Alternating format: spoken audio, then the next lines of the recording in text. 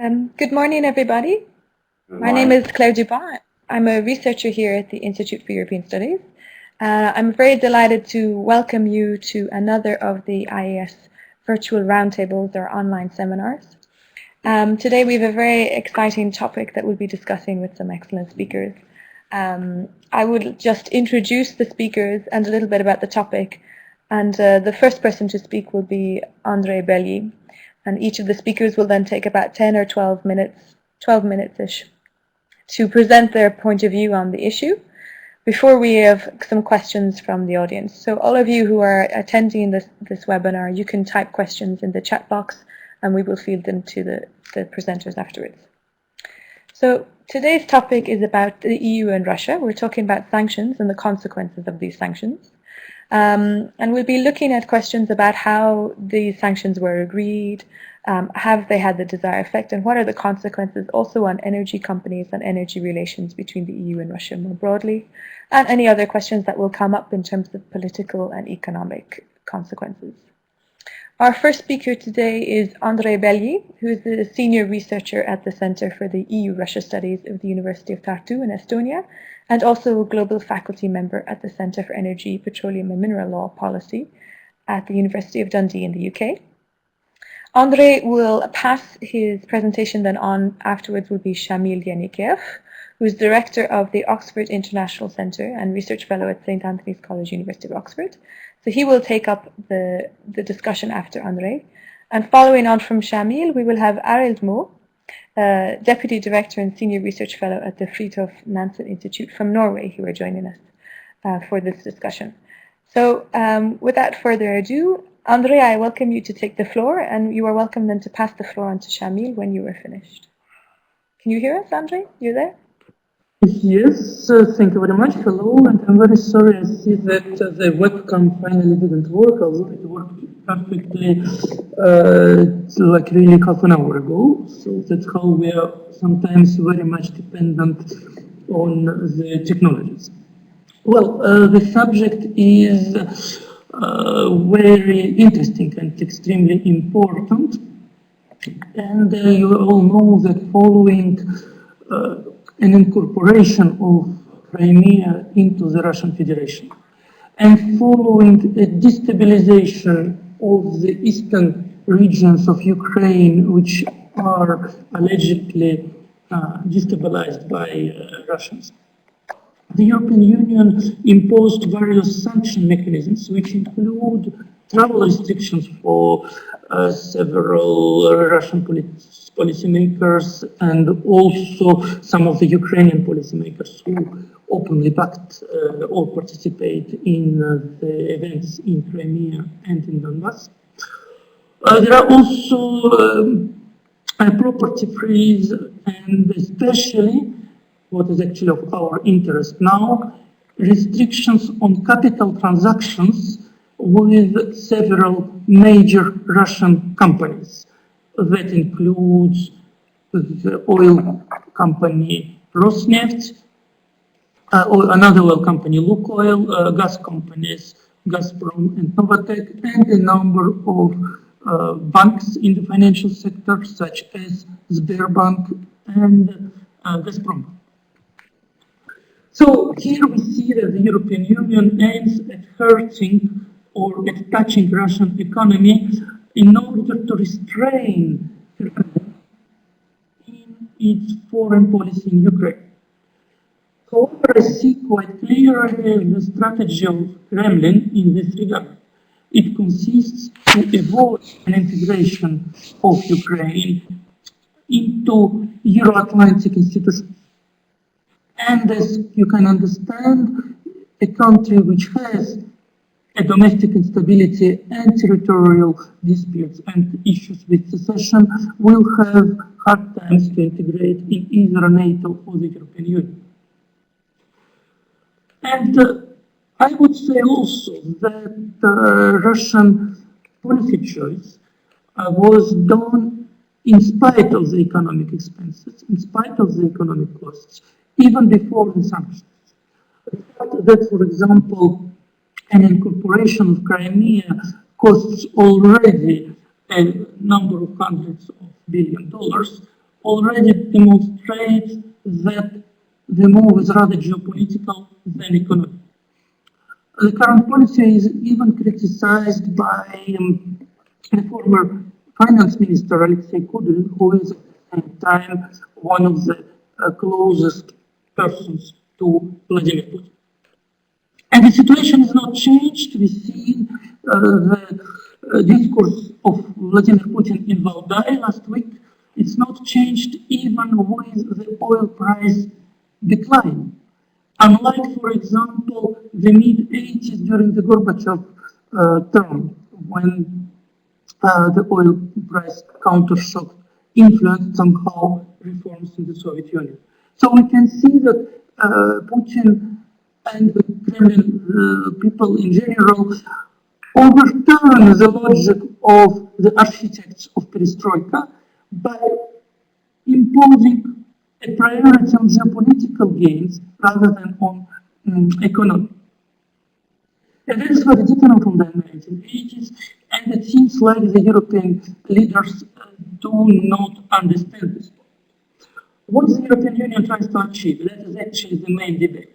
Do they really believe to have an impact on Russia, or do they aim at having worse results, like, for example, bankruptcy or implosion of some of the companies on which the sanctions are imposed? And we shouldn't forget that there are heavy debt commitments of Russian corporate sector in the European banking sector and the international banking sector in general, that, for instance, accounts for more than $600 billion.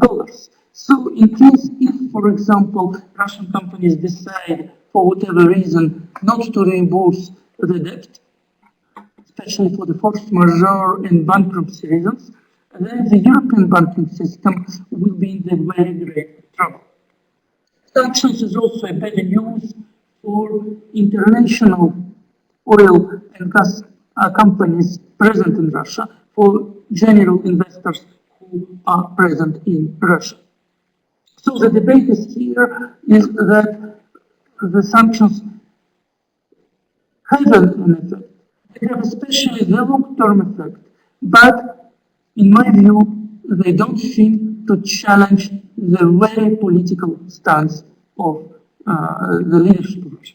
Thank you very much.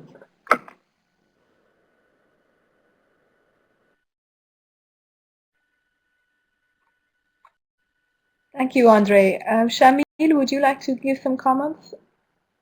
Well, in relation to the oil and gas sector, I think that I presume people in the audience already know what sanctions have been imposed and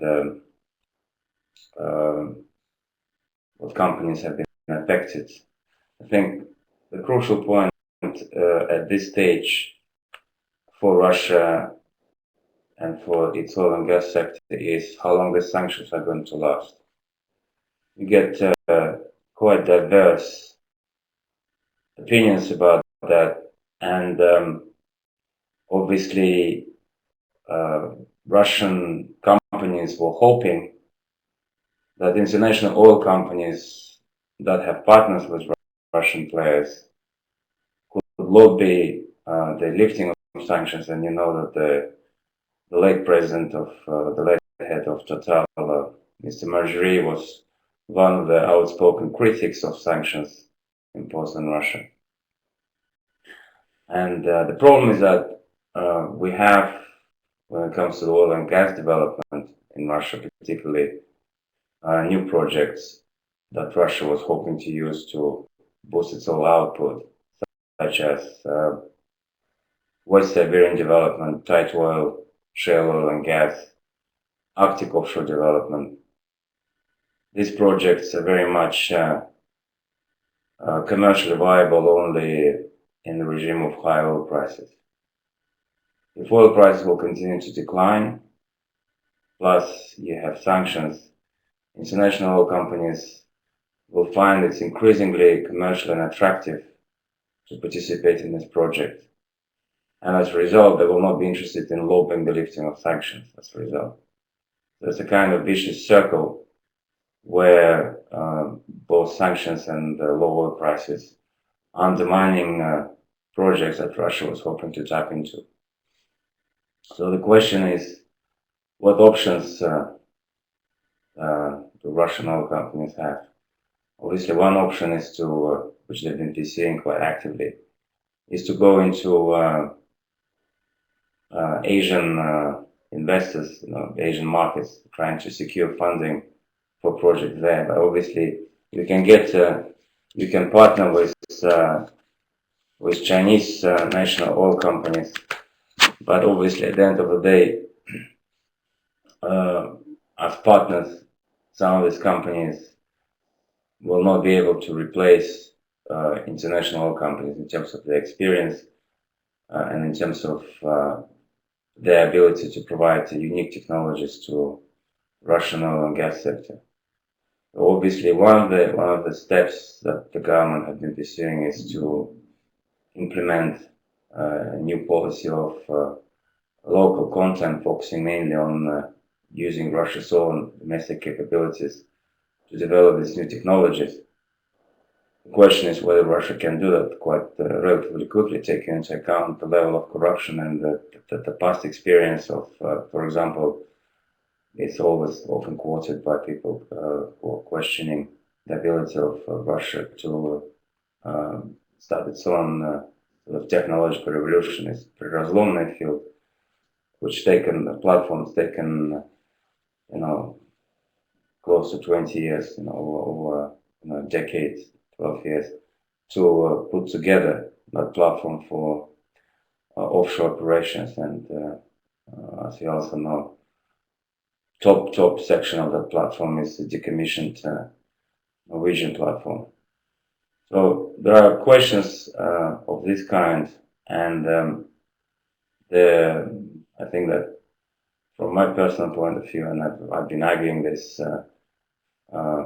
during various events and also in the Russian media, saying that Russia should really, in this situation, should really focus on developing small and medium oil companies as a additional safety belt for oil and gas sector, because small and medium oil companies in Russia, they contribute 2.8% to national oil output. For example, in Colombia and in the United States, they contribute over 40%. And Nigeria has been very active recently in developing small and medium oil sector, where Nigerian authorities really facilitated big oil companies, particularly Shell, to start selling off their onshore assets and move offshore. So in any case, even if sanctions are lifted, let's say within a year, as some or most Russian government experts and the people and companies are hoping, in any case, Russia should develop small and medium oil sector. But at the same time, the problem with the development of small and medium oil sector is that the administrative barriers and political barriers towards the emergence of that sector are quite high. And the Kremlin, another problem is that small and medium oil companies don't really generate massive rents, as for example some of these big vertically integrated oil majors do. They generate rents for Russian elites, and small and medium oil companies obviously wouldn't generate rents on a big scale for Russian elites. As a result, the people, the political and corporate leadership is not very interested in this segment of the Russian oil sector, because that really is not very much. It's very much against the system that emerged in Russia over the past 20 years, where assets have been constantly redistributed in order to satisfy basically interest of new corporate and political forces, but also to ensure stability within the system through this redistribution. And the recent case of Bashneft is an example of when people are looking to redistribute rents in order to maintain the stability within the political ruling elite, the corporate elite in Russia.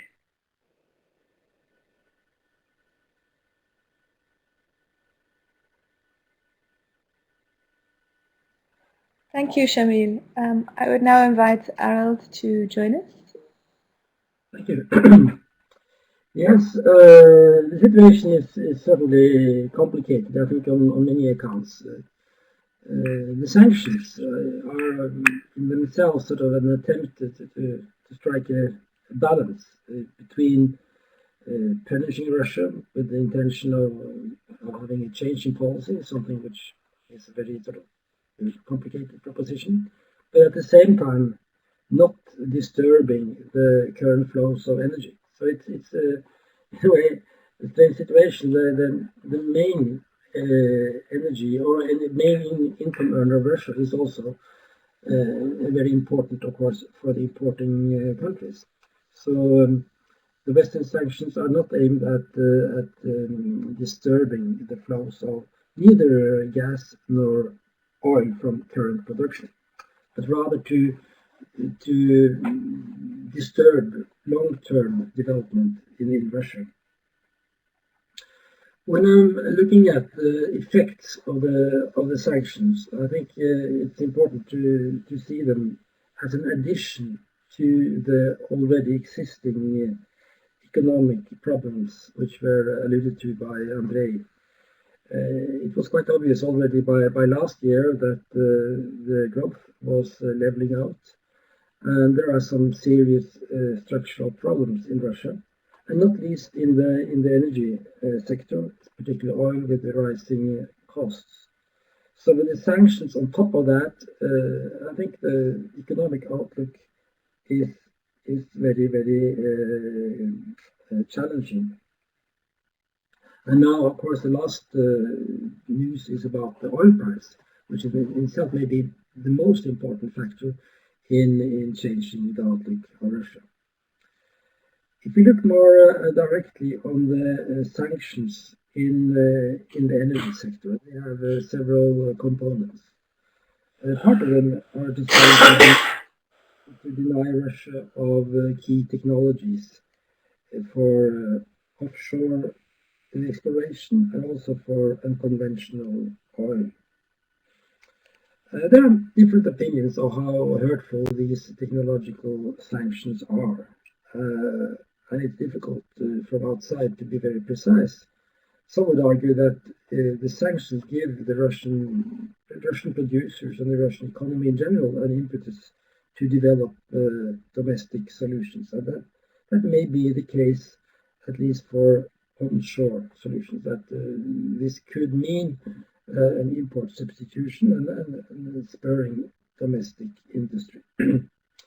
However, when it comes to the more challenging technological areas, offshore, for instance, it's very doubtful that Russian industry will be able to replace foreign technology and also foreign project experience.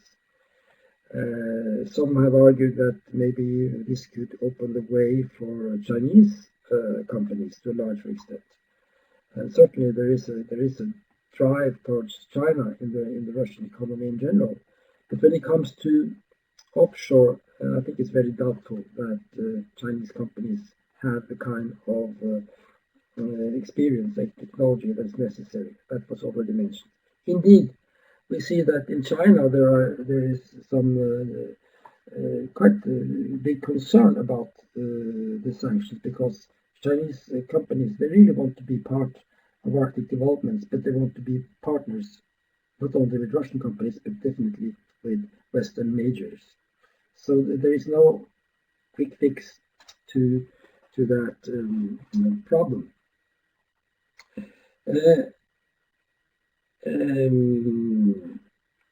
But the sanctions are not only about technology; they are also about credit restrictions, and they may have an impact also in the shorter term. We see that some projects have difficulties getting credits, and I think we will see in the next couple of months that several ongoing construction projects slow down. So I think that is maybe in the shorter term perhaps a more serious challenge than the technology restrictions. Then the question is, what will happen if the sanctions are lifted, let's say next year sometime? Will the sanction period just remain an aberration, a little dip in activity, and then everything is back to normal? I think this whole period will have a long-term impact, even if the sanctions are lifted based on some sort of political mutual understanding. Because the Ukraine crisis have introduced an element of uncertainty and an additional risk that was not there before. So even if the sanctions are lifted, the risk remains, so to say. And it means that foreign investors will think more than twice before they enter into new large-scale investment projects in Russia. They're not really the amount, but they will only demand even more better dividends to justify investments. And as was already mentioned, if you talk about projects that are already on the margin for economic reasons, additional political risk may stop them altogether. Finally, the situation, of course, is interpreted in very different ways in Russia and in the West, and the effect on the political leadership is extremely difficult to predict. But as was already said, we don't see really much, at least of official recognition, that the sanctions have any effect. So I think that is a difficult proposition.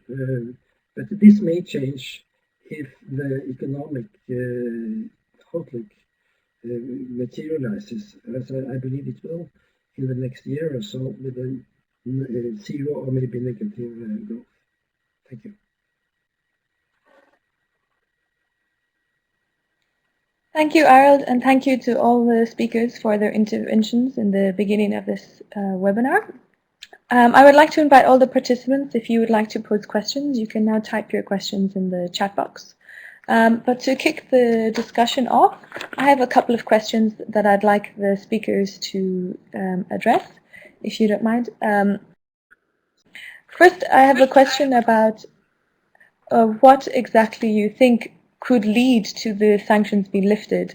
Arild, there you hinted at the end at something of a political understanding.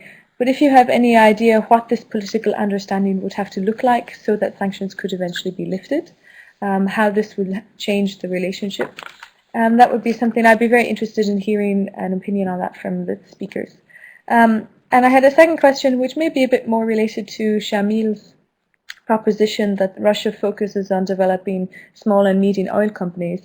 I'm wondering also, is there opportunities for alternative energy sources in Russia that could also be part of a development strategy that may in fact not then, I don't know, I'd like you to address this, be as subject to the sanctions regime as oil and gas companies. You're also very welcome to respond to each other's comments. Perhaps we will go again in the same order. Andre, if you would like to respond to the questions I posed or to any of the comments from the other speakers, and then Shamil and Arild can follow. Thank you for these interesting questions.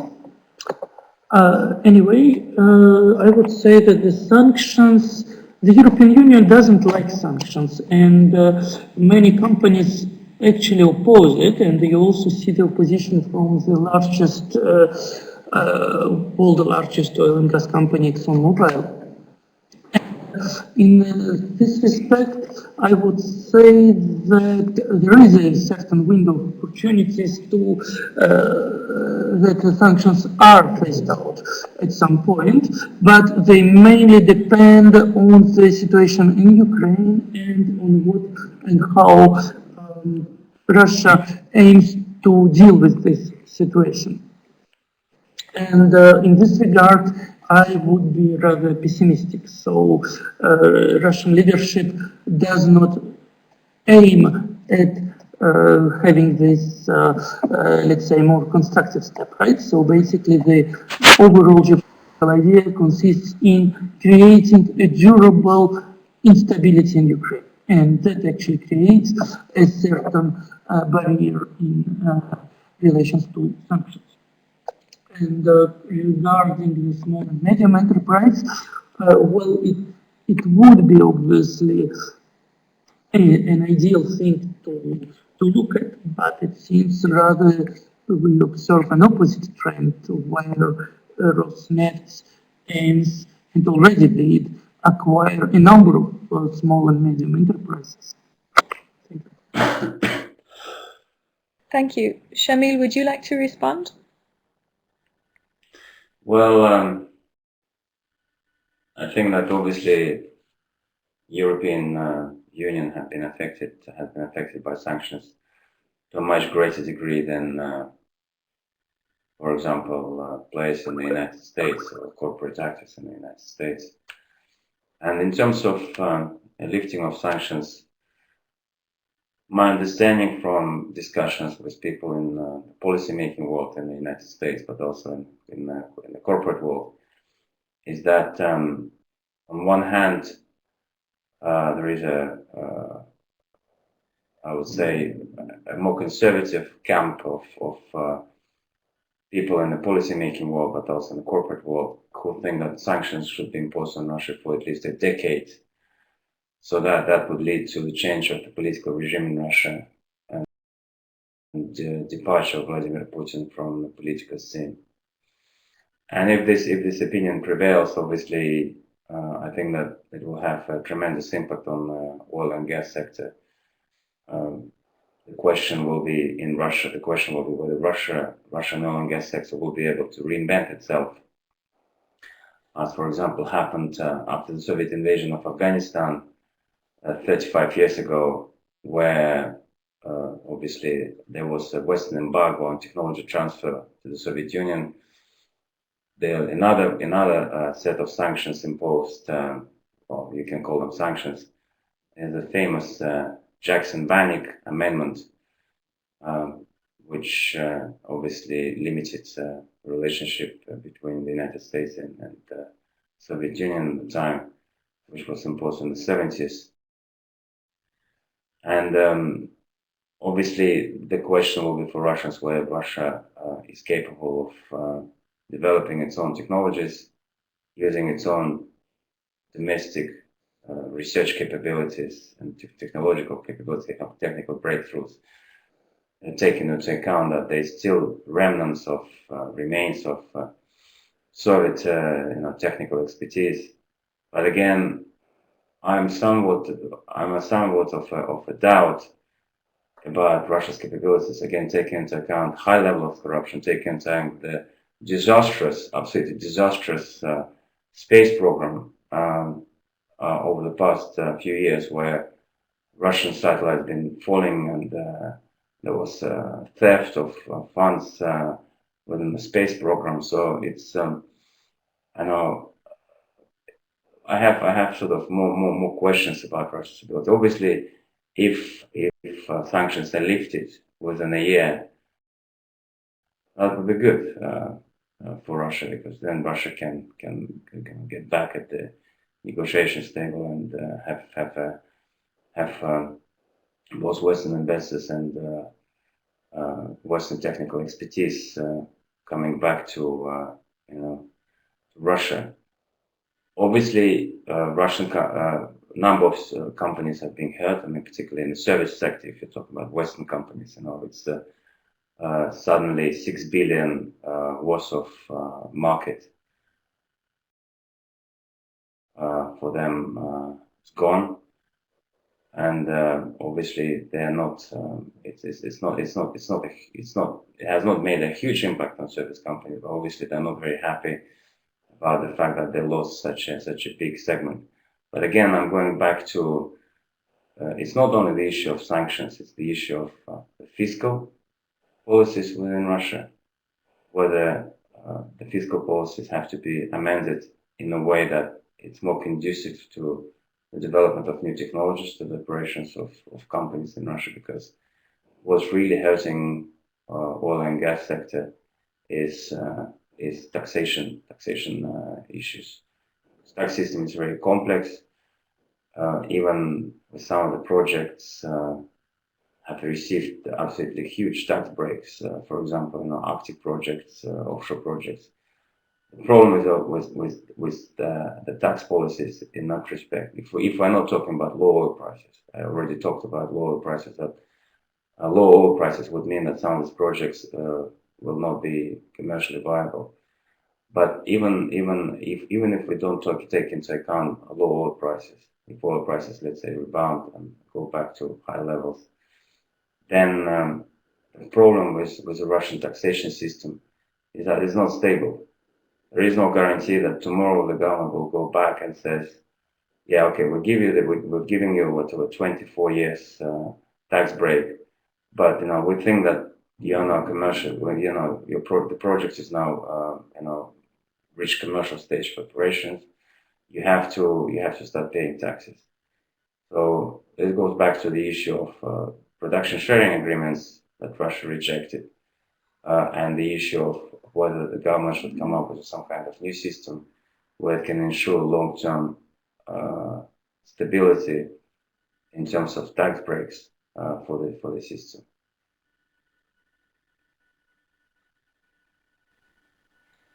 Thank you, Shamil. Arald, if you would like to respond to any of the speakers' comments or the questions I posed, you're welcome to now. Well, you certainly raised a very, very complicated question. Under what circumstances could the sanctions be lifted? I find it very difficult to answer that question,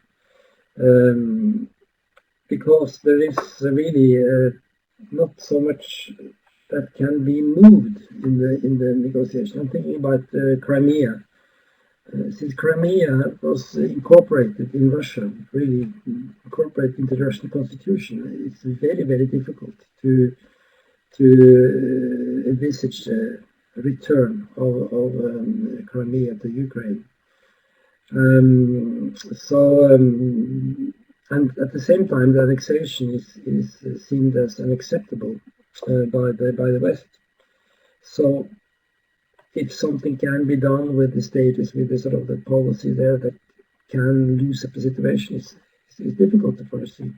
When it comes to eastern Ukraine, the situation is not so fixed, and probably something can be done which is better than today, put it that way. But I agree with the other speakers that it is extremely difficult to foresee how the sanctions could be lifted. There are, of course, internal reasons, which were mentioned by the previous speakers, that especially in Europe, the sanctions are also hurting Europe. And that is, of course, also a factor here. There is a difference between the US and Europe in that respect, since Europe is much more connected to the Russian economy and has much bigger sort of losses due to the sanctions. But a definite answer to the question, I think that is something that is being pondered in diplomatic circles all over Europe these days. Just to comment to the argument put forward by Mr. Shamil, I totally agree with him that Russia would be better off with a more heterogeneous industry structure. As it is, the policy has been consistently in favor of the large companies, and especially the last few years with the privileges given to Rosneft. You see an increasing monopolization in the oil industry.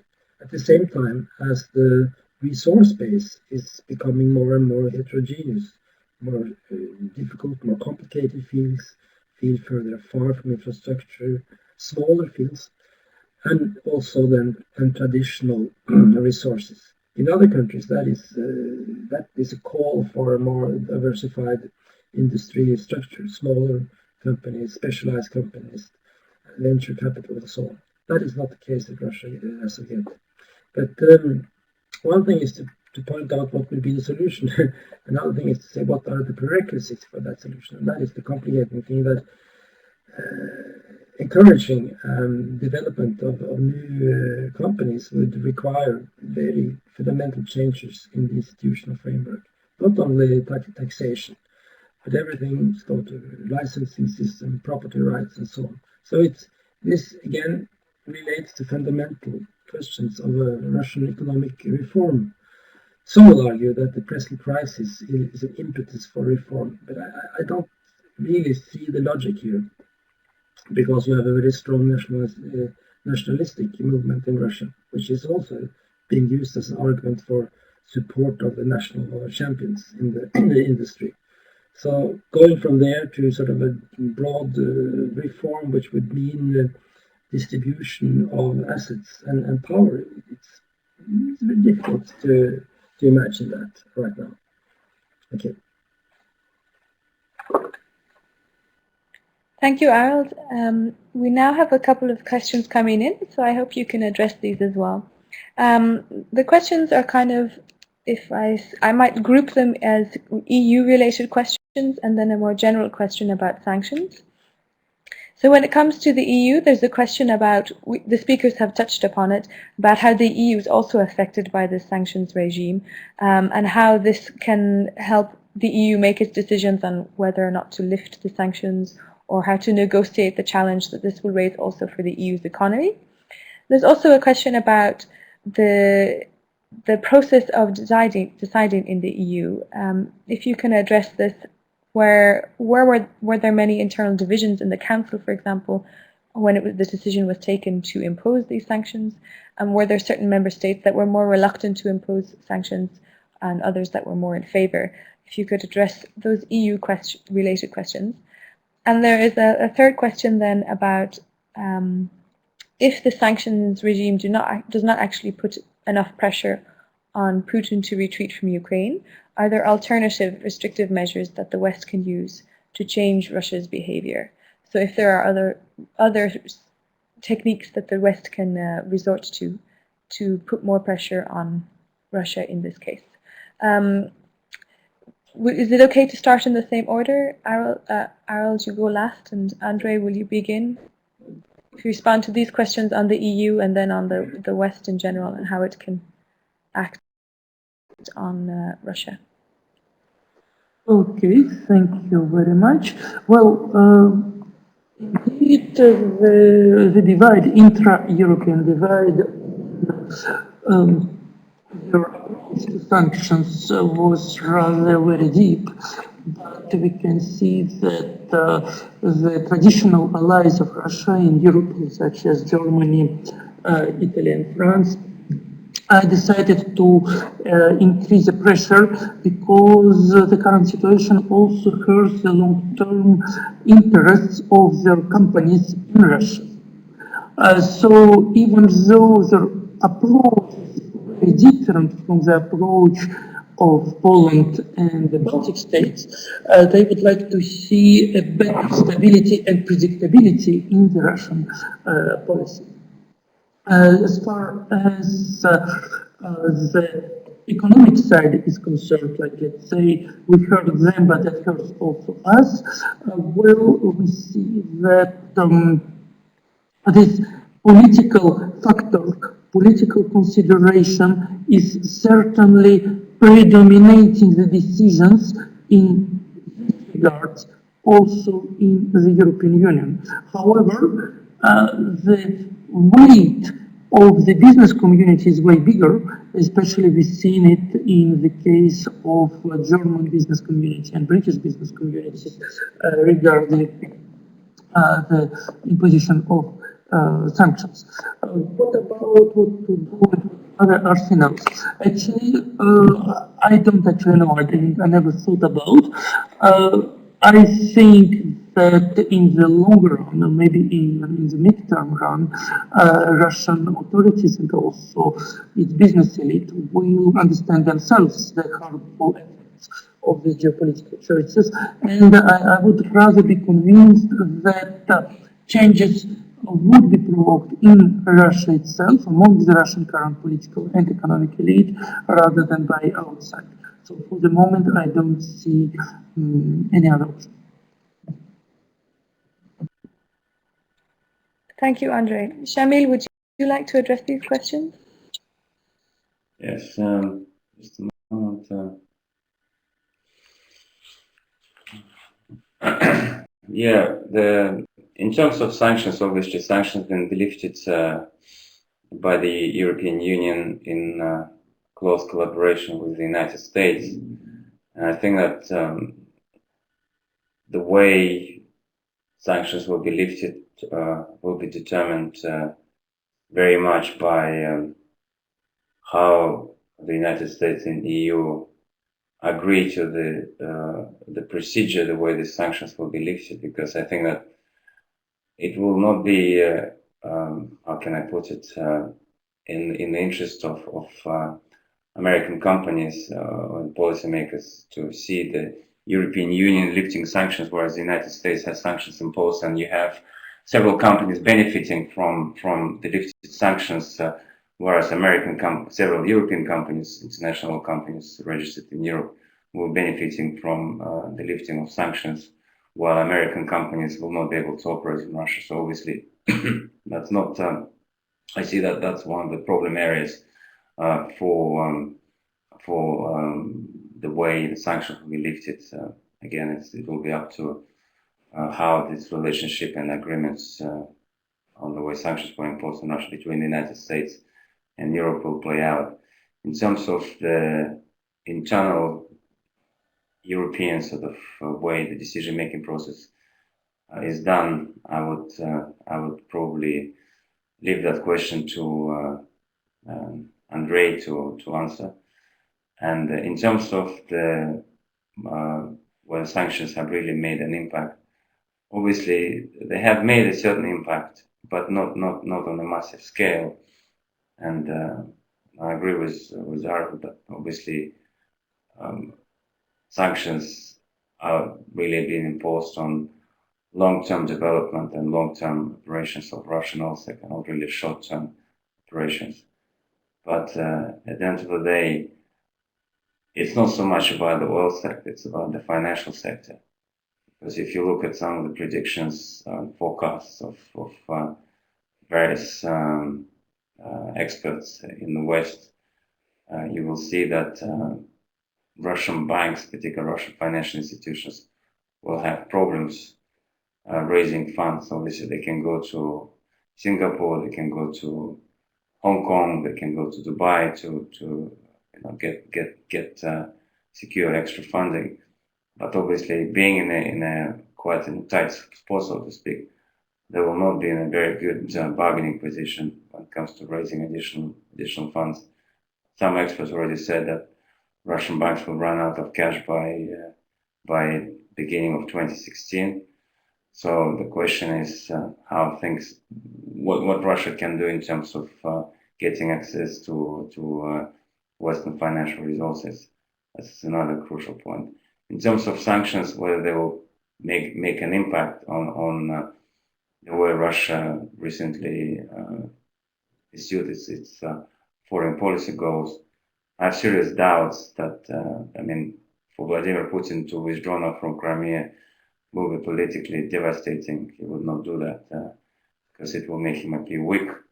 Number of conservative forces within the electorate and also within the Russian establishment will obviously will consider him weak and will no longer support him politically. So that will be a problem for him.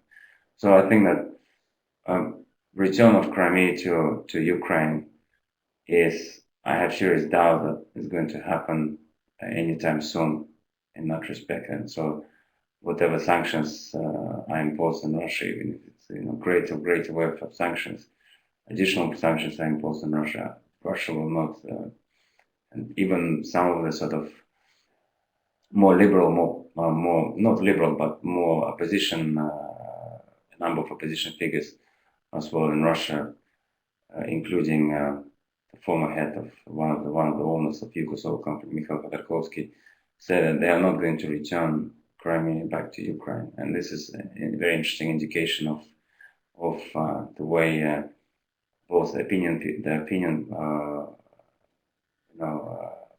polls in Russia are showing that the majority of people are really supporting the takeover of Crimea.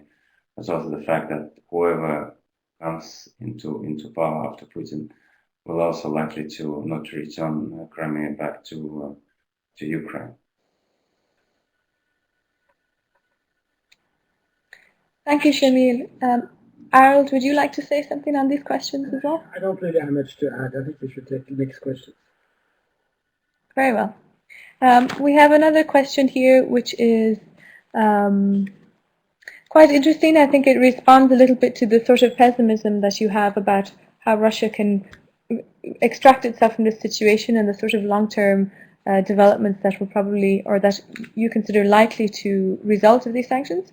And this question is really about how can we understand why Russia has chosen a political path that puts the country in what can be seen as a no-win situation. So is there anything else that we could, as the outside world, so the EU, the US, the rest of the world, do to turn Russia into a more, as this question is putting it, a more constructive country for its neighbours and for the EU? This maybe is quite a wide question. Harold, if you would like to begin, since you didn't have anything to add for the last, so we'll go in the reverse order this time. This is a question about why has Russia embarked on this course. I think there are several components here. This is, I think, very much has to do with the geopolitics. So in that sense, what Putin is saying is, I think, is a reflection of what he actually thinks. That the West has expanded eastwards without taking any, without recognizing the interests of Russia. But this is, I would say, sort of a geopolitical understanding of the situation, and which has been put forward already some years ago. Now, the actual actions in Ukraine after the revolt in February, I think also must be seen as a tactical move, using the opportunity in an uncertain situation. And it probably also has something to do with domestic Russian affairs. As we see, the actions have clearly bolstered the regime, at least in the short term, in Russia. And that may be part of the calculation, and in that respect successful. I think it's clear that the Russian leadership was very concerned after the demonstrations in 2011, 2012, more concerned maybe than what was believed from outside. And it was also necessary to use the opportunity to demonize the kind of popular revolt that was seen in the Ukraine. So that is another domestic reason. Thirdly, the official or the very dominant argument used in Russia about the need to protect Russian-speaking minorities abroad, I think it's more a secondary issue and maybe mostly used for internal consumption. But it may, of course, also have been, at least partly, a perception in the leadership that was something that needed to be done. But I would put the geopolitical developments first. Then you ask what can be done to change Russia's behavior in a more constructive way. Well, now we have a crisis in Ukraine, and we already talked about the difficulties of getting out of that crisis. But I think looking back a few years, it can be said that the West, and maybe particularly the EU, could have been more I would say, responsive to Russia. Take Ukraine. when the cooperation treaty was put forward last fall and was then finally rejected by Yanukovych, there were some signs of relief in the West because it seemed clear to many that EU was promising more than it would be able to fulfill. Now the situation has changed. Of course, Ukraine today will receive much more Western support than it would have received in a more sort of regular scenario. But I think a more sober assessment of Ukraine would have told also Europe that Ukraine is very dependent on Russia economically, and some sort of understanding with Russia about how the Ukrainian economy would develop would have been better. But that is now very difficult because of the crisis. But I think eventually they will have to come back to that. And if we see signs of that, I mean, for instance, in the gas sector, and there is a realization that there are some very strong interdependencies that must be taken into account here. Thank you. Thank you, Harald. I will invite Shamil if you want to respond to this question about why Russia has chosen this path and what else the EU and other partners can do. Of course, I think that what very much happened in Ukraine obviously had a number of factors, both domestic political factors, some of which include the following. That was domestic stuff.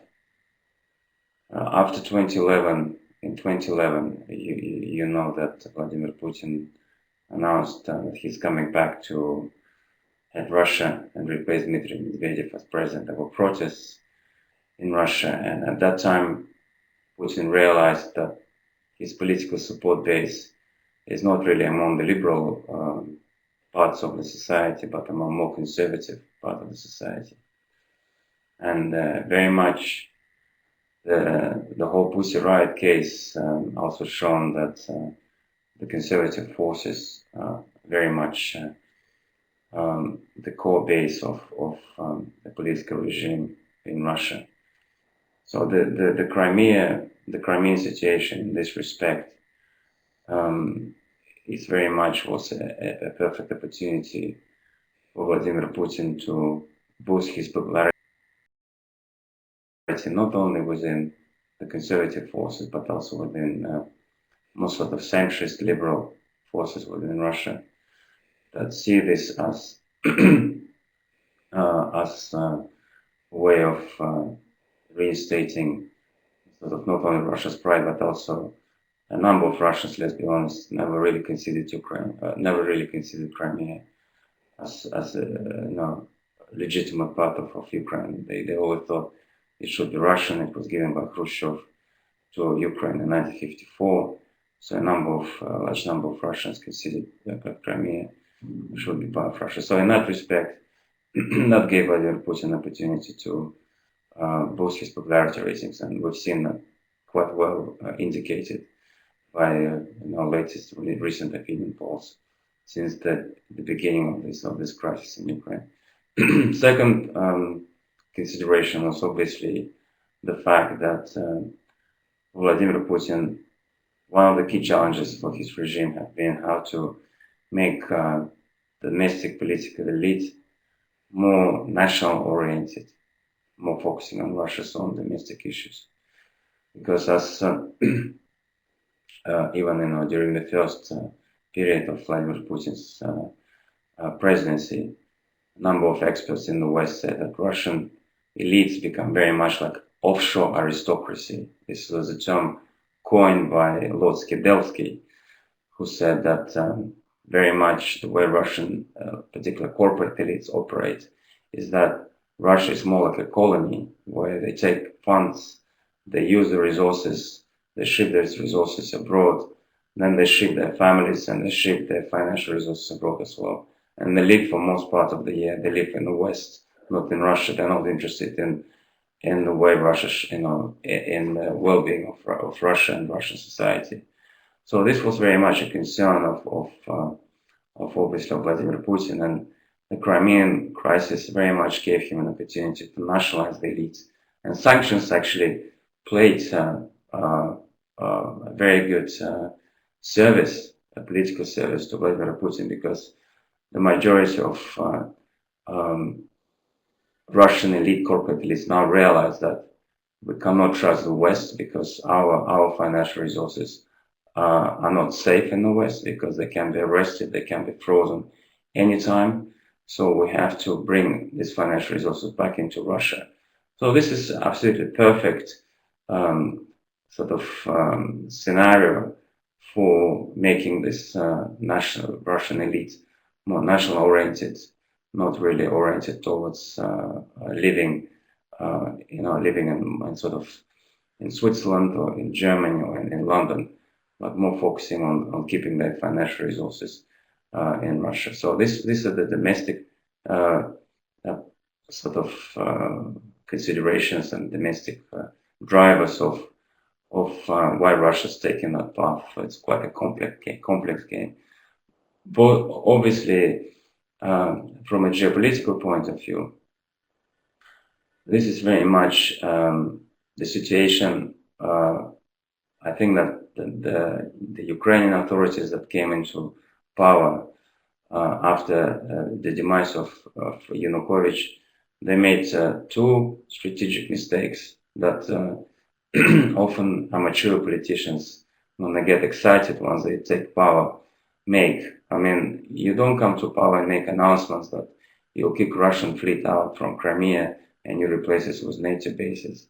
You don't come to power and you make announcements that you are counseling Russian language use within Ukraine. I mean, this is just a political blunder on part of the Ukrainian leadership that came into power. Basically, you're asking for trouble.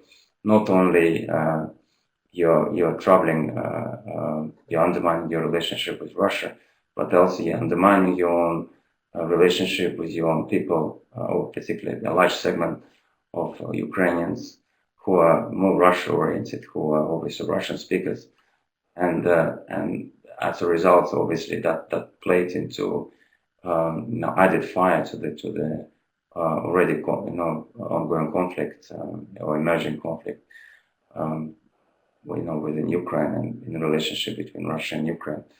And obviously, from a strategic point of view, Russia said, well, if Ukrainian authorities, they're trying to undermine Russian speakers, they will have, these Russian speakers will have terrible life within this new Ukraine, which is more Western-oriented, but also we will lose strategic capabilities,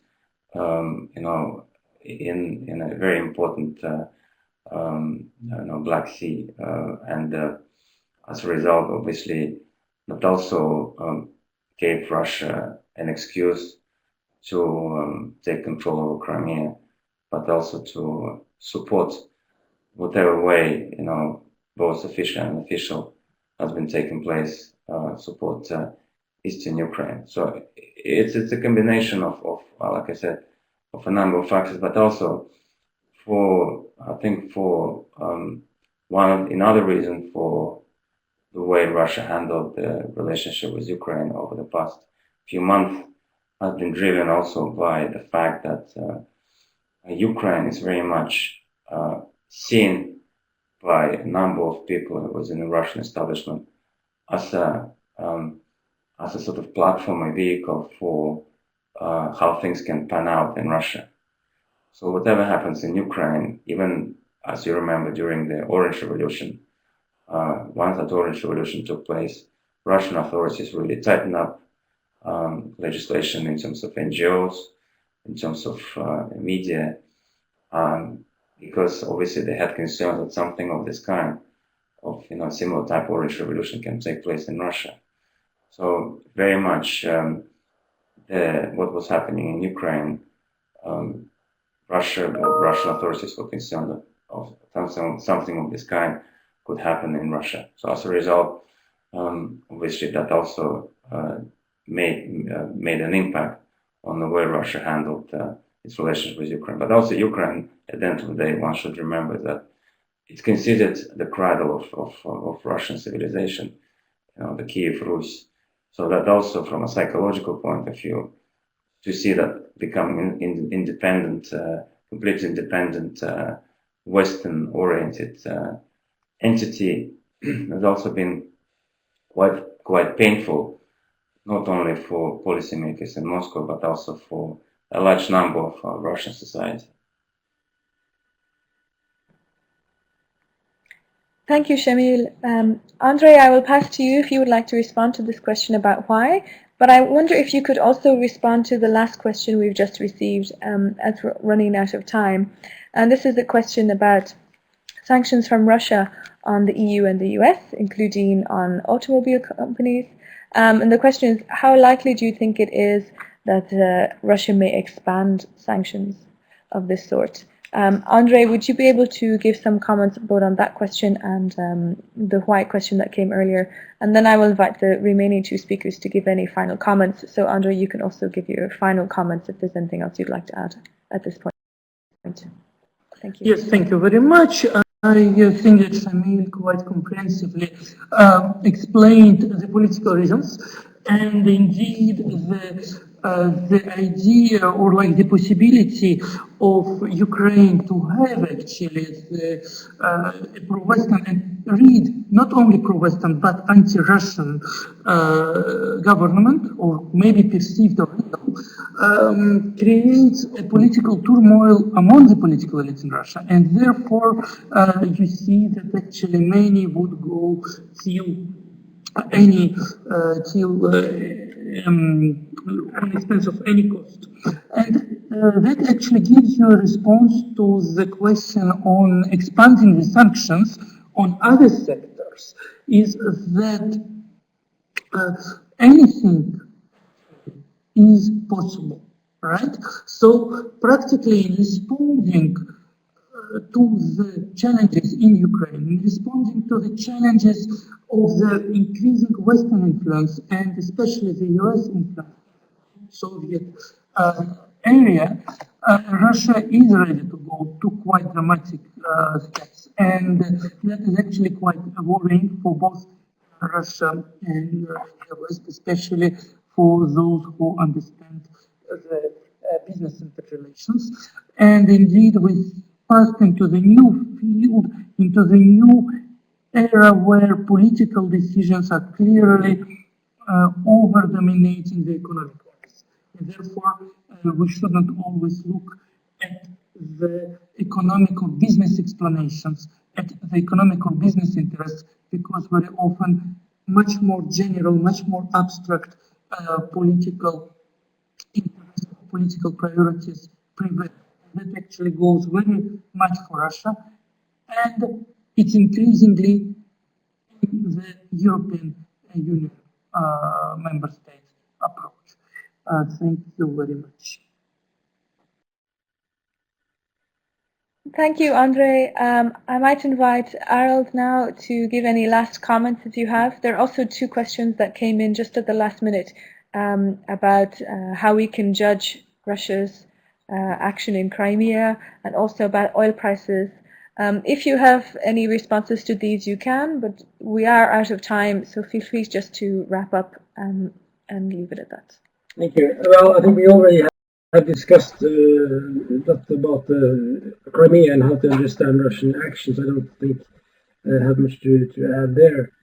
Well, the oil price is always difficult to guess, as you know, analysts all over the world try to do that, and they're never really successful. But we can say that in a scenario with a low oil price, less than $90 per barrel, there will be some serious problems in the Russian state budget income, and that will mean that they will have to cut back on some of their expenditures, salaries, maybe some investment projects, and which will create some sort of negative development and maybe discontent in Russia. We talked today very much about the sanctions and the economic effect of the sanctions, and also the possibility of lifting the sanctions.